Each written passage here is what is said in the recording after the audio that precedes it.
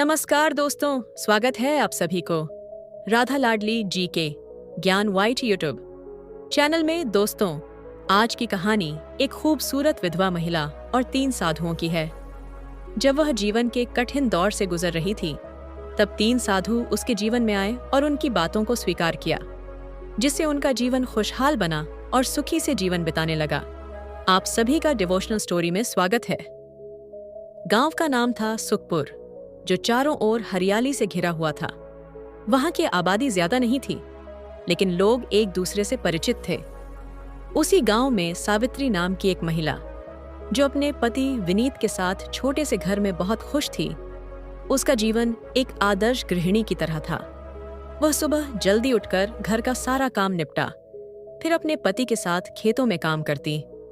उसकी मेहनत और स्नेह से घर में हमेशा सुख शांति बनी रहती। लेकिन भाग्य को यह सुखद जीवन रास नहीं आया। सावित्री का संसार तब उजड़ गया जब एक दिन विनीत खेत में काम करते हुए एक विषैले सांप का शिकार हो गया। सांप ने उसके पैर में काट लिया और कुछ ही घंटों में उसके शरीर में जहर फैल गया। गांव के लोग झाड़ फूंक और घरेलू उपचारों में लगे रहे, लेकिन कुछ भी असर नहीं हुआ। अंततः विनीत की मृत्यु हो गई। यह खबर सुनते ही सावित्री पर मानो बिजली गिर पड़ी। वह पति के शव से लिपट कर रोने लगी। उसकी आंखों से आंसू रुकने का नाम ही नहीं ले रहे थे। गांव की महिलाएं उसे समझाने आईं, लेकिन उसकी हालत देख सबका मन द्रवित हो गया। उसका पूरा संसार ही खत्म हो चुका था। वह सोच भी नहीं सकती थी कि अब उसके जीवन का क्या होगा। उसकी दुनिया का केंद्र ही छिन गया था। पति की मृत्यु के बाद सावित्री के लिए दुनिया पूरी तरह बदल गई। पहले जो रिश्तेदार और पड़ोसी उसे सम्मान देते थे, वही अब उससे दूरी बनाने लगे। एक विधवा का जीवन कितना कठिन हो सकता है, या अब उसे समझ में आने लगा था। गांव के कुछ लोग ने उसे सहानुभूति दिखाई, लेकिन अधिकतर लोगों ने उसे मनहूस मान लिया। अब वह अकेली थी, असहाय थी, और गांव में ऐसी मान्यता थी कि किसी स्त्री के विधवा होने का कारण केवल उसके पिछले जन्म के पाप होते हैं। गांव के कुछ अधेड़ पुरुष उसे घृणित नजरों से देखने लगे। पहले जो उसे सम्मान देते थे, अब वही उसे हवस की नजरों से घूरते हुए उसकी लाचारी का फायदा उठाने की कोशिश करते। एक दिन जब सावित्री अपनी जर्जर झोपड़ी के बाहर बैठी थी, तो उसने देखा कि गांव के बाहरी मार्ग पर 3 तेजस्वी रश चले आ रहे थे। वे दीर्घ सफेद दाढ़ी और भगवा वस्त्र धारण किए हुए थे। उनके चेहरे पर दिव्य आभा थी और उनकी आंखों में अपूर्व शांति झलक रही थी। गांव वालों ने ऋषियों के आगमन की सूचना पाते ही उन्हें घेर लिया। सभी श्रद्धा से उनके चरणों में झुके और आशीर्वाद की याचना करने लगे। गांव के मुखिया ने विनम्र स्वर में प्रार्थना की, महाराज, कृपया कुछ समय के लिए हमारे गांव में ठहरे। हमें आपके आशीर्वाद और ज्ञान की अत्यंत आवश्यकता है। तीनों रसियों ने सहर्ष सहमति दे दी। तभी उनकी दृष्टि पास बैठी सावित्री पर पड़ी। उनमें से सबसे वृद्ध अर्षि ठहर गए। उन्होंने सावित्री को ध्यान से देखा और बोले, यह स्त्री अपार कष्ट से घिरी है, किंतु इसका भाग्य विलक्षण है। गांव वाले हतप्रभ रह गए। जिसे वे अभागिन और सगुनी मानते थे, उसके भाग्य को रसियों ने विशेष क्यों कहा? कुछ लोग संशय में पड़ गए, तो कुछ उत्सुकता से रसियों की बातों को समझने का प्रयत्न करने लगे। सावित्री स्वयं भी चकित थी। वर्षों से जिस समाज ने उसे हास्य पर रखा था, आज उन्हीं के सामने एक रश ने उसके भविष्य को असाधारण घोषित कर दिया था। उसके मन में असंख्य प्रश्न उठने लगे। यह रश कौन है और मेरे भाग्य के विषय में ऐसा क्या देख लिया? इन्होंने क्या मेरा जीवन सच में बदलने वाला है? तीनों साधु गांव के बीच स्थित एक प्राचीन मंदिर में ठहरे। यह मंदिर वर्षों से वीरान पड़ा था, लेकिन उनके आगमन से वहां एक नई ऊर्जा लौट आई। गांव वाले बड़ी श्रद्धा से उनके प्रवचन सुनने आने लगे, मगर सावित्री को मंदिर में प्रवेश करने की अनुमति नहीं थी। हर बार जब वह मंदिर के द्वार तक पहुंचती, गांव के लोग उसे दुत्कार कर भगा देते। रात को जब सभी लोग अपने घर लौट गए, सावित्री हिम्मत जुटाकर मंदिर के पास पहुंची। वह असमंजस में थी। क्या सच में साधु उससे मिलना चाहते हैं? क्या उसे भी मुक्ति का अधिकार है? धीरे धीरे उसने मंदिर के भीतर कदम रखा। दीपक की मध्यम रोशनी में तीनों साधु शांत भाव से ध्यान मग्न बैठे थे। जैसे ही सावित्री उनके सामने पहुंची, तीनों ने अपनी आंखें खोली। कुछ देर की नीरवता के बाद एक साधु जिनका नाम वशिष्ठांध था बोले, पुत्री, तुम हमसे क्या चाहती हो? सावित्री की आवाज कांप रही थी, पर उसने साहस जुटाकर कहा, मुझे समझ नहीं आता कि मेरा जीवन इतना दुखम क्यों है। मैंने किसी का क्या बिगाड़ा है? तपोमूर्ति देवानंद मुस्कुराए और बोले, इस संसार में कोई भी दुख अकारण नहीं आता। तुम्हारे पूर्व जन्मों के कर्म ही तुम्हारे वर्तमान जीवन को प्रभावित कर रहे हैं। लेकिन घबराओ मत, हर कर्म को नए कर्मों से बदला जा सकता है। सावित्री की आंखों में आंसू लक आए। उसने कंपा स्वर में पूछा, क्या मैं अपना भाग्य बदल सकती हूँ? ज्ञान साधक शरणानंद ने उत्तर दिया, मगर इसके लिए तुम्हें कठिन परीक्षाओं से गुजरना होगा। क्या तुम तैयार हो? सावित्री ने बिना किसी संकोच के उत्तर दिया, मैं हर परीक्षा के लिए तैयार हूं। वशिष्ठा। अंध ने गंभीर स्वर में कहा, कल सूर्योदय से पहले तुम गांव के बाहर वाले पीपल वृक्ष के पास आना। वहीं से तुम्हारी असली यात्रा आरंभ होगी। अगले दिन यह खबर पूरे गांव में जंगल की आग की तरह फैल गई। लोग अलग अलग अनुमान लगाने लगे। क्या ऋषि उसे कोई वरदान देंगे या कोई श्राप? कहीं यह स्त्री पूरे गांव के लिए संकट का कारण तो नहीं बन जाएगी? कुछ लोग उसे सहानुभूति से देख रहे थे, तो कुछ अब भी घृणा से। मगर सावित्री को इन बातों से कोई फर्क नहीं पड़ा।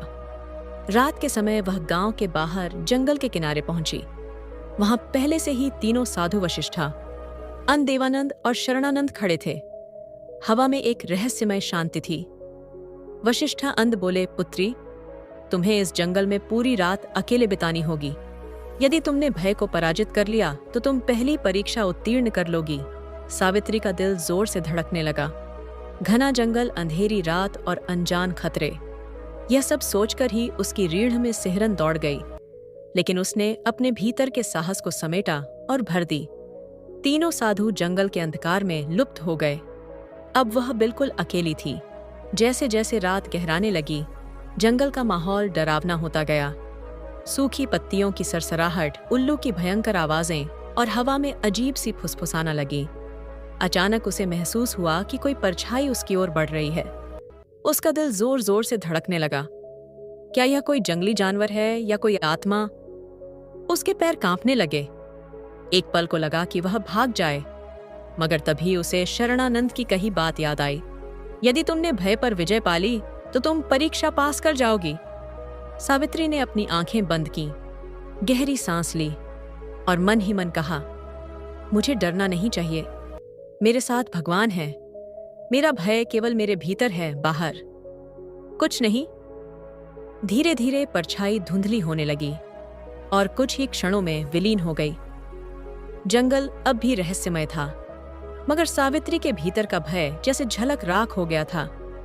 पूरी रात वह अपने डर से जूझती रही, लेकिन हर बार उसने अपने मन को शांत किया, अपने भीतर की रोशनी को जलाए रखा। सुबह की पहली किरण के साथ सावित्री ने राहत की सांस ली। जब वह उठी तो महसूस हुआ जैसे उसने कोई नया जन्म लिया हो। कुछ ही क्षणों में तीनों साधु के सामने आ खड़े हुए। देवानंद ने प्रसन्न होकर कहा, पुत्री, तुमने अपनी पहली परीक्षा सफलतापूर्वक उत्तीर्ण कर ली। अब तुम्हारे जीवन में बड़ा परिवर्तन आने वाला है। सावित्री की आंखों में आत्मविश्वास की चमक थी। अब उसे समझ आ गया था कि भय केवल मन का भ्रम होता है। यदि हम उसका सामना करें तो वह खुद ही समाप्त हो जाता है। पहली परीक्षा में भय पर विजय प्राप्त करने के बाद सावित्री के मन में आत्मविश्वास जाग उठा। अब वह अपने दुखों को भाग्य की कठपुतली मानने के बजाय उन्हें चुनौती देने के लिए तैयार थी। उसे एहसास हुआ कि जीवन में परिवर्तन केवल इच्छाओं से नहीं, बल्कि साहसिक कर्मों से आता है। वशिष्ठानंद बोले, पुत्री, तुमने भय को परास्त कर दिया, परंतु आगे की यात्रा और कठिन होगी। अगली परीक्षा त्याग की है। क्या तुम इसके लिए तैयार हो? सावित्री ने सिर झुकाकर उत्तर दिया, मैं तैयार हूं। देवानंद ने गंभीर स्वर में कहा, त्याग केवल धन नहीं, वस्त्र या किसी भौतिक वस्तु का नहीं होता। सच्चा त्याग वह है जिसमें हम अपने सबसे प्रिय चीज को छोड़ने का साहस रखते हैं। आज तुम्हें उसी का त्याग करना होगा जो तुम्हारे हृदय के सबसे करीब है। सावित्री का मन विचलित हो गया। उसके पास वैसे भी अधिक कुछ नहीं था, मगर फिर उसे अपने स्वर्गीय पति विनीत की तस्वीर याद आई। यही एकमात्र निशानी थी जो उसे उनके प्रेम की याद दिलाती थी। जब भी वह अकेली में मूस करती, इस तस्वीर को देखकर सुकून पाती थी। उसकी आंखों में नमी आ गई। कांपते स्वर में उसने पूछा, क्या मुझे अपने पति की तस्वीर छोड़नी होगी? शरणानंद मुस्कुराते हुए बोले, यदि वही तुम्हारे लिए सबसे प्रिय है तो हाँ, लेकिन याद रखना, त्याग तभी सार्थक होता है जब वह पूर्ण मन से किया जाए। जब तक तुम स्वयं इसके लिए तैयार नहीं हो, हम तुम्हें बाध्य नहीं करेंगे। सावित्री गहरे विचारों में डूब गई। यह तस्वीर उसके अतीत की अंतिम स्मृति थी। क्या वह इसे छोड़ सकती है? क्या यह त्याग सही होगा? मगर फिर उसे एहसास हुआ कि यह तस्वीर केवल उसे बीते कल से बांध कर रख रही थी। वह हर रोज इसे देखकर उसी दर्द में डूबी रहती थी, उसी अधूरे प्रेम की पीड़ा को दोहराती।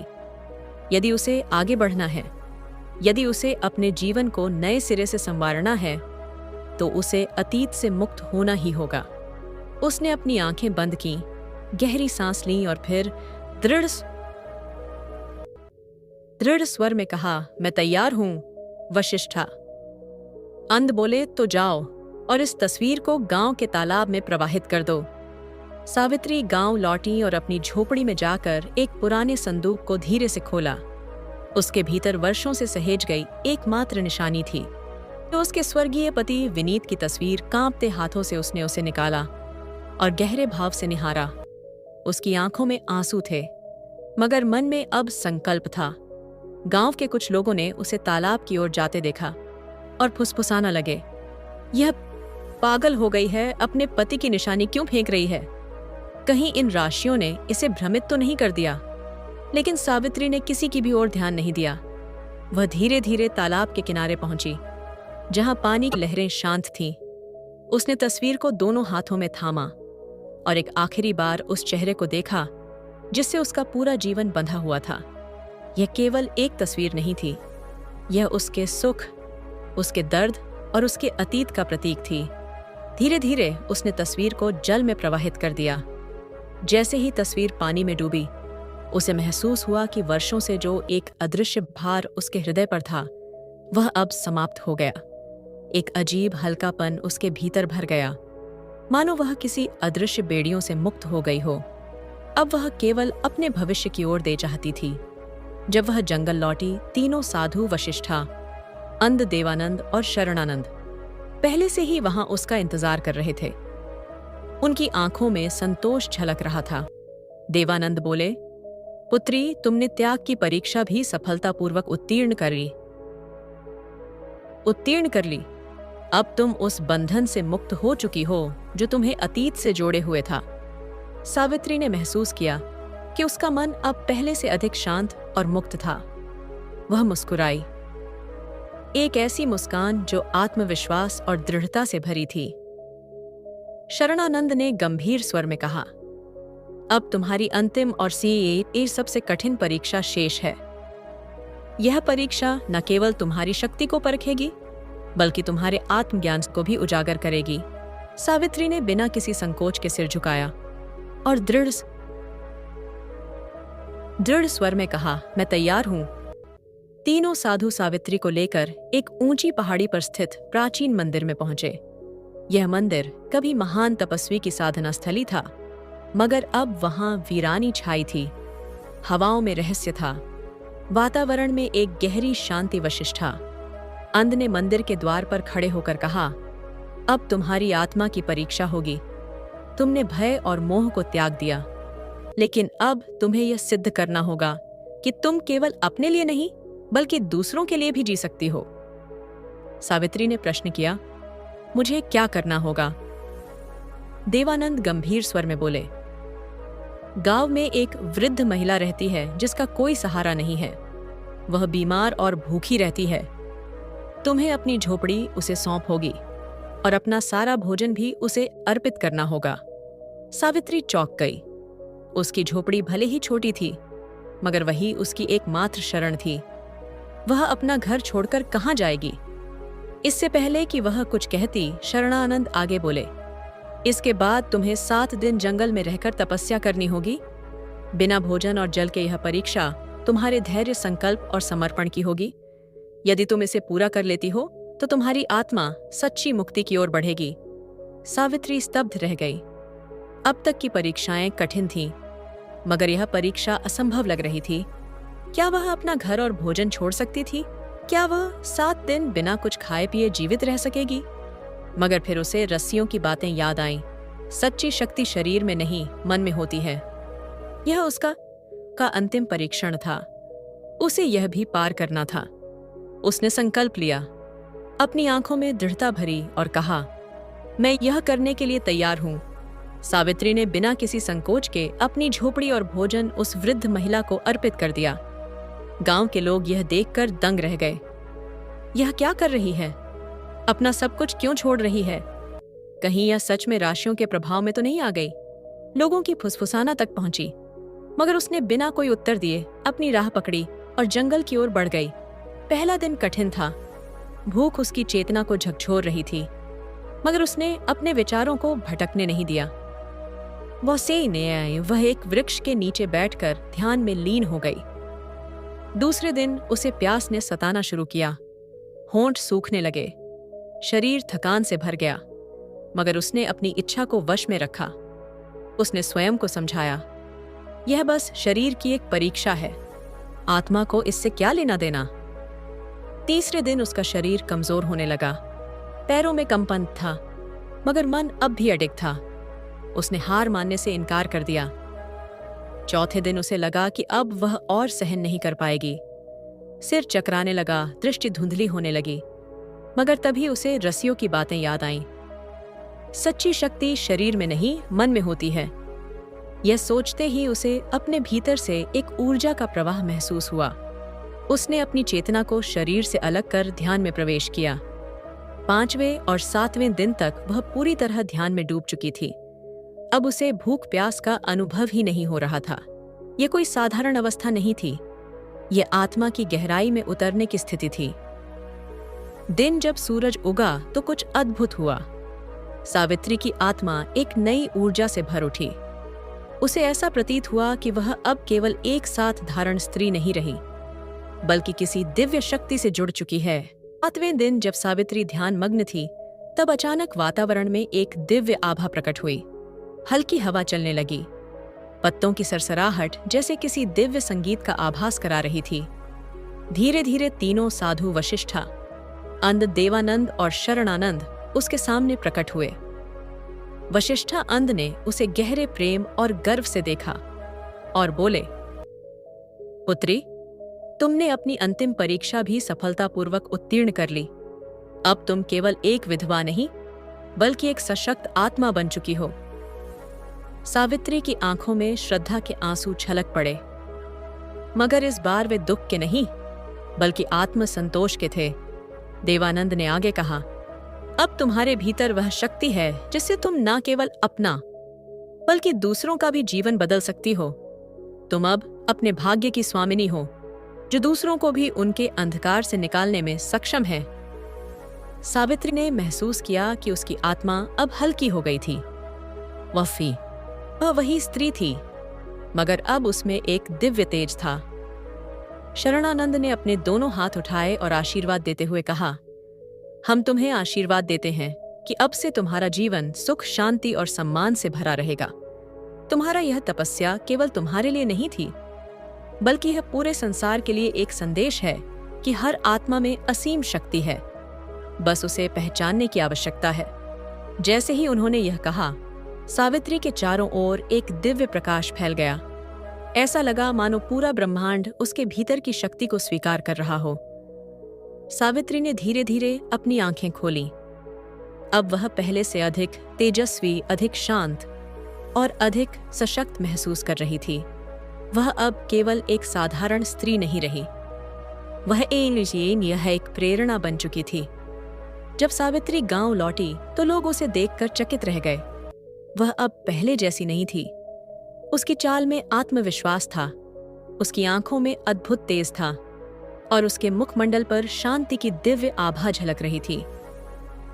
वह अब कोई तिरस्कृत विधवा नहीं थी, बल्कि एक तेजस्वी, आत्मनिर्भर और सशक्त नारी थी। गांव के वही लोग जो कभी उसे अपशगुन मानते थे, आज श्रद्धा से उसके चरणों में झुक रहे थे।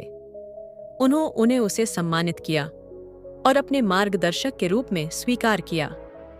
अब वह केवल सावित्री नहीं थी, वह माता सावित्री बन चुकी थी। उसकी यात्रा अब एक नई दिशा में बढ़ चुकी थी, एक ऐसी दिशा जहां वह दूसरों के लिए प्रकाश बनकर उनका मार्गदर्शन करेगी। दोस्तों, यह कहानी हमें सिखाती है कि परिस्थितियां कितनी भी कठिन क्यों न हो, यदि हमारे भीतर साहस, आत्मसंयम और सेवा का भाव है, तो हम अपने भाग्य को स्वर्ण से उपटिए बदल सकते हैं। दोस्तों, मुझे उम्मीद है कि इस कहानी से आपको कुछ सीखने को मिला होगा। अगर वीडियो अच्छी लगी हो तो वीडियो को लाइक और कमेंट में जय माता दी अवश्य लिखें। हम आपसे मिलते हैं किसी और नई वीडियो में। धन्यवाद। जय श्री राधे राधे।